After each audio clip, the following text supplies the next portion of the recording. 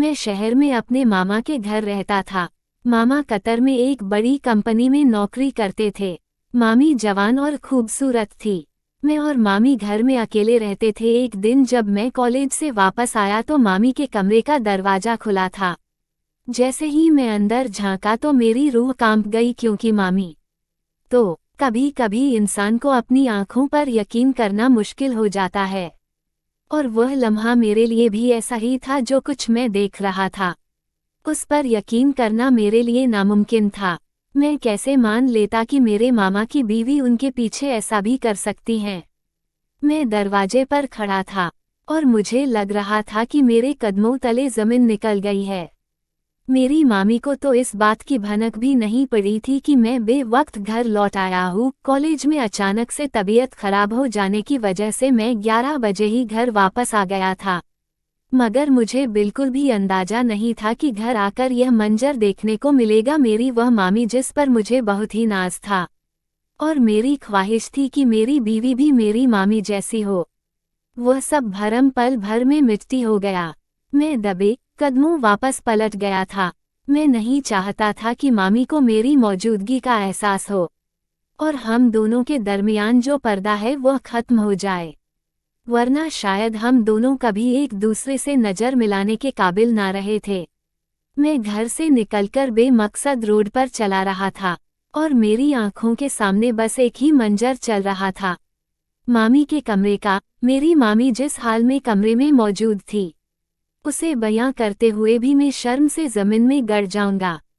कोई भी इज्जतदार आदमी इस बात को कभी बर्दाश्त नहीं कर सकता कि उसके घर या खानदान की कोई औरत इस तरह खानदान की इज्जत को मिट्टी तले मिला रही है। मुझे मामी के साथ रहते 7 महीने होने वाले थे, लेकिन उस 7 महीने में मुझे एक बार भी उस बात का एहसास नहीं हुआ था कि मेरी मामी के दिल में क्या चल रहा है। इतनी नेक और सीधी सादी नजर आने वाली मेरी मामी ने तो आज सारी हदें ही पार कर दी। यह जानकर आपके भी रोंगटे खड़े हो जाएंगे कि मेरी मामी अपने पति के गैर मौजूदगी में उसके ही घर में क्या कर रही थी। मेरा नाम दिनेश है। मेरा ताल्लुक पालनपुर के एक गांव से है, और मेरी जिंदगी में वह वक्त आया जब मुझे पढ़ाई हासिल करने के लिए शहर जाना पड़ा। हमारे हालात इतने अच्छे नहीं थे कि मैं हॉस्टल का किराया दे सकता, इसीलिए जब मैं शहर गया तो पढ़ाई के साथ साथ मैंने छोटे मोटे नौकरी भी शुरू कर दी। शहर में मेरे मामा भी रहते थे, लेकिन मुझे उनके घर जाकर रहना कुछ मुनासिब नहीं लगा, क्योंकि उनकी शादी को 3 महीने ही हुए थे और 25 दिन में उन्हें वापस कतर चले जाना था। लेकिन जैसे ही मेरे मामा को इस बात का पता चला कि मैं पढ़ाई के लिए शहर आया हूँ और उनसे मुलाकात नहीं हुई, तो मुझे फ़ोन करके बहुत नाराज हुए। मैंने डरते हुए मामा को बताया कि उनकी नई नवेली शादी की वजह से मैं उनके घर नहीं आया हूँ, कहीं मेरी वजह से वह लोग परेशान ना हो जाए। यह सुनकर तो मामा मेरे से खफा हो गए और कहने लगे, तुम्हारी मामी बहुत ही अच्छी है, बहुत ही ज़्यादा मोहब्बत करने वाली है। तुम एक बार घर आओगे तो तुम्हें खुद पता चल जाएगा। मामा की नाराजगी को देखते हुए मैं उनके घर चला गया। मैं पहली दफ़ा अपनी मामी से मिला था, क्योंकि जब उनकी शादी थी तो मेरे एग्ज़ाम चल रहे थे, इसीलिए मैं उनकी शादी में नहीं जा सका था। मामी से मिलकर मैं तो हैरान ही रह गया, और वह उम्र में मेरे चाचा से छोटी और इंतहाई हसीन खूबसूरत थी। शायद यह सब मामा की कतर वाली नौकरी और पैसे का कमाल था। मामी मुझे भी बहुत मोहब्बत से मिली और कहने लगी, दिनेश, यह तो बहुत ही बुरी बात है, जब यहाँ तुम्हारे रिश्तेदार मौजूद है तो तुम इस तरह हॉस्टल की जिंदगी गुजारने की क्या ज़रूरत है। कल ही अपना सामान उठाओ और हमारे घर शिफ्ट हो जाओ। अभी तुम्हारे मामा के जाने में 25 दिन बाकी है, और तुम्हारे मामा के जाने के बाद यह घर तुम्हारा ही रहेगा। मुझे भी एक सहारा मिल जाएगा, वरना मैं तो यही सोच सोच कर परेशान थी कि तुम्हारे मामा के जाने के बाद मैं अकेले किस तरह रहूंगी। उनकी बात सुनकर मैं उनके अंदाज से बहुत ही ज़्यादा खुश हो गया। ऐसा लग ही नहीं रहा था जैसे उनकी और मेरी पहली मुलाकात है। मामा ने मुझ पर बहुत ज़्यादा जोर डाला कि अब मैं हॉस्टल में रहने की बात ना करूं, अगर करूंगा तो वह कभी मेरी शक्ल नहीं देखेंगे। मजबूर होकर अगले दिन ही मैं मामा के घर शिफ्ट हो गया। इस तरह मुझे पढ़ाई करने के साथ साथ नौकरी की भी ज़रूरत नहीं थी, और मैं अपनी पढ़ाई पर पूरा ध्यान दे सकता था। लेकिन मुझे क्या मालूम था कि मेरा यह फैसला मेरी जिंदगी का रोग बनने वाला है। 25 दिन गुजर गए और मामा के जाने का वक्त आ गया। मामा एयरपोर्ट पर गए, मेरे गले लगे और कहने लगे कि मैं अपनी बीवी को तुम्हारे हवाले कर जा रहा हूँ। तुम इसका ध्यान रखना और अपनी पढ़ाई भी अच्छे से पूरी करना। मैंने मामा से वादा कर लिया कि मैं मामी को किसी तरह की कोई तकलीफ नहीं होने दूंगा और घर का और मामी का बहुत ख्याल रखूंगा। मामी भी मेरे साथ एयरपोर्ट पर ही मौजूद थी। मामा को छोड़कर हम दोनों घर आए तो मामी बहुत उदास नजर आ रही थी। काफी देर तक वह अपने कमरे में बंद रही और रात हुई तो जब कमरे से बाहर निकली तो मुझसे बातें करने लगी। पति की जुदाई ने उन्हें बहुत दुख पहुंचाया था। मैंने मुस्कुराकर कहा, मामी कोई बात नहीं, मैं जानता हूँ कि आप बहुत ज्यादा दुखी हैं। मेरी बात सुनकर मामी कहने लगी कि मेरा नाम मीना है, तुम मुझे मीना कहकर पुकार सकते हो। मेरी और तुम्हारी उम्र बिल्कुल बराबर है, तुम मुझे मामी कहते हुए कुछ अच्छे नहीं लगते। मामी की बात सुनकर मैं हंस पड़ा और वह ठीक कह रही थी। उम्र में तो तकरीबन मेरे बराबरी थी, लेकिन मेरा इस तरह उन्हें नाम से पुकाराना कुछ ठीक नहीं लगता था।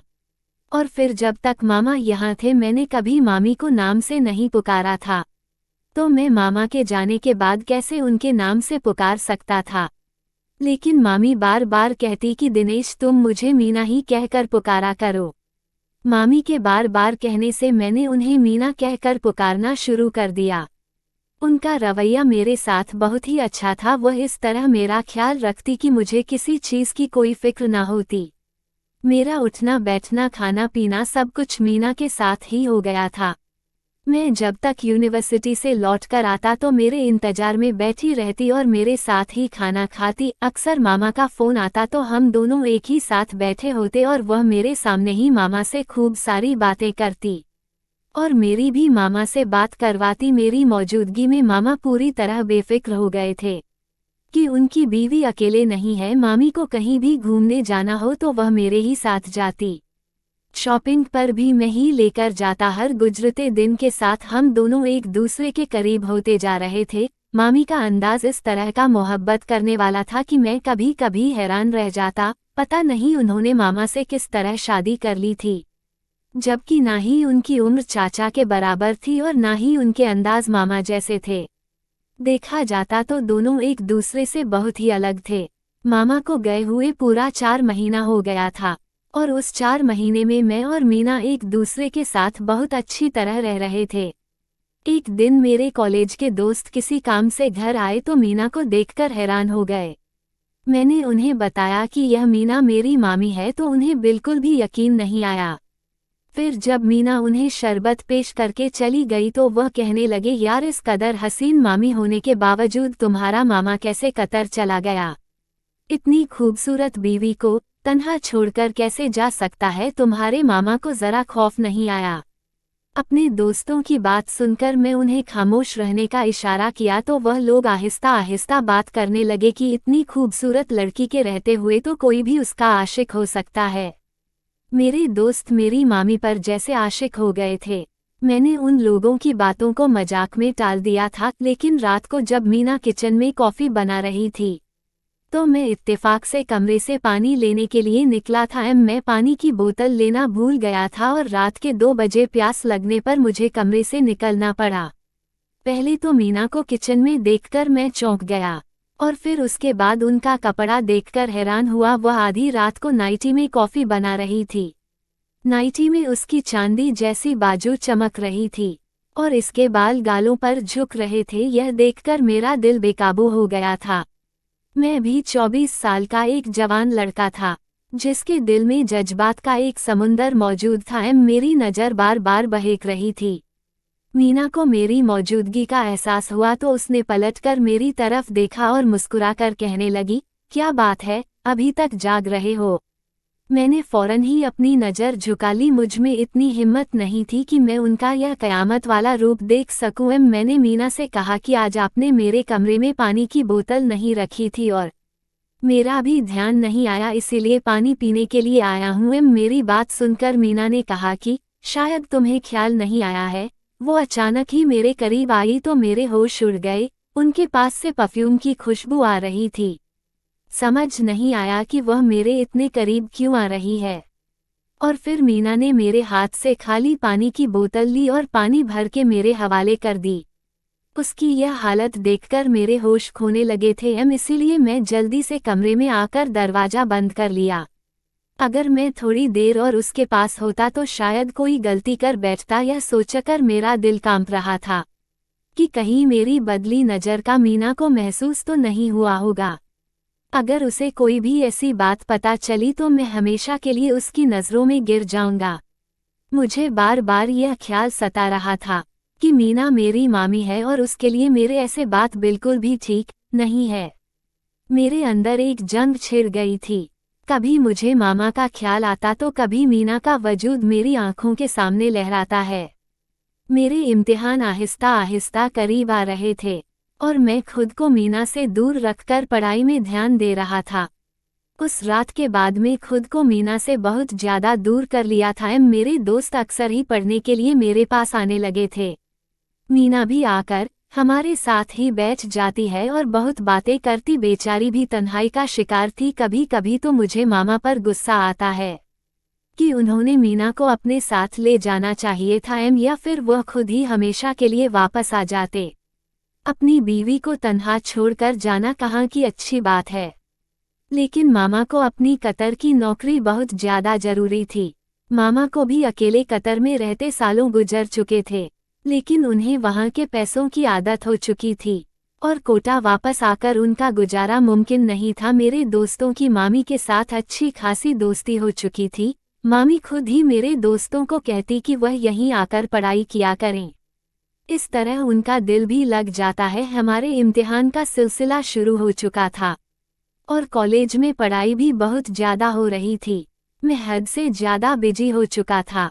मीना अक्सर ही मुझे इस बात का शिकवा करने लगी थी कि अब मैं पहले की तरह नहीं रहा, ना ही उससे बात करता हूँ और ना ही बाहर लेकर जाता हूँ। मैं उससे वादा कर लिया कि मैं इम्तिहान के बाद उसे ज़रूर बाहर लेकर जाऊंगा और फिर मीना की नाराज़गी को दूर करने के लिए एक रात में बाहर से खाना लेकर आया और हम दोनों ने एक साथ बैठकर खाना खाया और काफ़ी देर तक एक साथ वक्त गुजारे। उस रात को मैंने पढ़ाई भी ना की और जल्दी से सो गया। सुबह कॉलेज गया तो बाहर के खाने की वजह से तबीयत खराब हो गई थी। मेरे पेट में बहुत दर्द हो रहा था। मुझे बाहर के खाने की आदत नहीं थी, मुझे घर के खाने की आदत थी। शहर का खाना मुझे रास नहीं आया था और जब 12 बजे के करीब मेरी तबीयत बहुत ज़्यादा खराब हुई तो मैं कॉलेज से आधी छुट्टी ले लिया। मैंने सोचा कि घर जाकर आराम करूँगा क्योंकि मुझे जल्दी ठीक होना था ताकि मेरे इम्तिहान अच्छे से हो सके। मगर मुझे क्या खबर थी कि मेरे घर जाकर मुझे एक ऐसा मंजर देखने को मिलेगा जिसे देखने के बाद मुझे अपने पैरों पर खड़ा होना मुश्किल हो जाएगा। मैं आमतौर पर अपने दोस्त के साथ ही उसकी मोटरसाइकिल पर कॉलेज आता जाता था, लेकिन आज वह छुट्टी पर था, इसीलिए मुझे बसों के धक्के खाकर घर आना पड़ा। अगर वह होता तो मुझे इतनी परेशानी ना होती।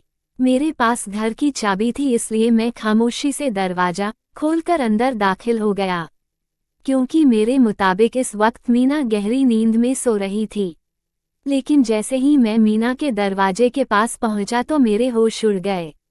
उसके कमरे का दरवाज़ा खुला हुआ था और जब मैं कमरे में झांका तो मुझे लगा मेरे सर पर आसमान गिर गया है। उसे देखकर मेरा खून खौल उठा क्योंकि वह तन्हा नहीं थी बल्कि उसके साथ मेरा सबसे अच्छा दोस्त मौजूद था जो कि आज छुट्टी पर था। इसलिए वह आज कॉलेज भी नहीं आया था। उस वक्त उसकी मौजूदगी ने मुझे हिला कर रख दिया था और उस पर मीना की हालत, सारी हकीकत सामने आ गई थी। वह दोनों मेरे पीठ पीछे जो खेल रचा रहे थे उसके बारे में मैं तो सोच भी नहीं सकता था। यह शहर वाले तो मेरी सोच से कहीं आगे थे। मीना हंसते हुए मेरे दोस्त से कह रही थी, तुम्हारा दोस्त वाकई में नामर्द लड़का है। कई दफ़ा मैंने उसे अपनी तरफ तवज्जो देने की कोशिश की, लेकिन मेरी खूबसूरती और हुस्न तो जैसे उसके लिए कोई मायने ही नहीं रखता है। और फिर हर गुजरते दिन के साथ मुझे इस बात का यकीन हो गया कि वह नामर्द है। मैं पूरी तरह तन्हाई में रहती थी, लेकिन उसने मेरी तरफ नज़र उठाकर देखा भी नहीं था। तो मेरा दोस्त हंसकर कहने लगा, कोई बात नहीं मीना, तुम्हें मैं मिल गया हूँ। तो मेरे साथ खुश रहो, मैं तुम्हें मुकम्मल करता हूँ। तो मीना कहने लगी, वाकई यह मामा भांजे तो सच में नामर्द थे, एक मुझे तन्हा छोड़कर चला गया और दूसरे को मैं तन्हाई में मिली भी तो उसने मुझे पूरी तरह नज़रअंदाज कर दिया। मैं जवान हूँ, हसीन हूँ, कब तक इस तरह तन्हाई की जिंदगी गुजारूं। मेरा पति समझता है कि वह मुझे ढेर सारे पैसे भेजकर अपने साथ हमेशा के लिए बांध कर रख सकता है। इस बात का एहसास ही नहीं कि मेरी जवानी के तकाजे कुछ और है। मुझे सिर्फ उसके पैसे की ही नहीं बल्कि उसके साथ की भी जरूरत है। मेरे लाख रोकने के बावजूद जब वह मुझे छोड़कर गया तो फिर मैं क्यों ना ये रास्ता इख्तियार करूं। खुले लफ्जों में अपनी औकात और हकीकत मेरे सामने रख दी थी मामी ने। मैं घर से निकल आया था क्योंकि अगर आज मैं उसके सामने चला जाता तो शायद फिर कोई रिश्ता बाकी ना बचता। मैं फुटपाथ पर बैठकर सोच रहा था कि मीना गलत है या फिर मेरे मामा, क्योंकि मेरे मामा मीना को तन्हा छोड़कर चले गए थे। उन्हें ऐसा नहीं करना चाहिए था, लेकिन मीना ने जिस तरह उनके एतबार की धज्जियां उड़ाई थी वह भी तो ठीक नहीं था। बहुत सोच समझकर मैं एक फैसला किया और अपने मामा को फ़ोन कर दिया और उन्हें बताया कि मीना उनके बगैर बिल्कुल भी ठीक नहीं है। वह सारा वक्त उदास रहती है और अगर ऐसा ही रहा तो शायद तन्हाई से मर जाएगी, इसीलिए मामा उसे अपने पास बुला लो। मेरी बात सुनकर मामा कहने लगे कि मेरे लिए भी तन्हा रहना बहुत मुश्किल हो गया है, इसीलिए मैं खुद ही अगले हफ्ते वापस आ रहा हूँ और मीना को सरप्राइज देना चाहता था, इसीलिए यह बात मैंने उसे नहीं बताई। मामा की बात सुनकर मैं बेफिक्र हो गया था। मैंने दोबारा हॉस्टल में रहने की बात कर ली थी और अपना सारा सामान समेट लिया था। मेरी मामी ने मुझे मोहब्बत से इसलिए रोका था क्योंकि वह मेरा फ़ायदा उठाना चाहती थी। जब मैं उनके काम ना आया तो उन्होंने मेरे दोस्त को अपना निशाना बना लिया और अपनी ख्वाहिश पूरी करने लगी। मुझे यकीन था कि मामा के आने के बाद वो ऐसी कोई गलत हरकत नहीं करेगी। मैं नहीं चाहता था कि उनका रिश्ता खत्म हो जाए क्योंकि गलती दोनों की तरफ से हुई थी। इसीलिए मैं सारी सच्चाई अपने दिल में दफन कर लिया और मामा के आने के बाद खामोशी से दोबारा हॉस्टल शिफ्ट हो गया। मेरा दोस्त का उस घर में आना जाना मेरी वजह से ही था और जब मैं ही नहीं रहा तो उसका वहाँ कोई काम नहीं था। दोस्तों, कहानी आपको कैसी लगी है लाइक कमेंट करके ज़रूर बताएं। चैनल पर नए हैं तो सब्सक्राइब करना बिल्कुल ही ना भूलें। धन्यवाद। Folded hands.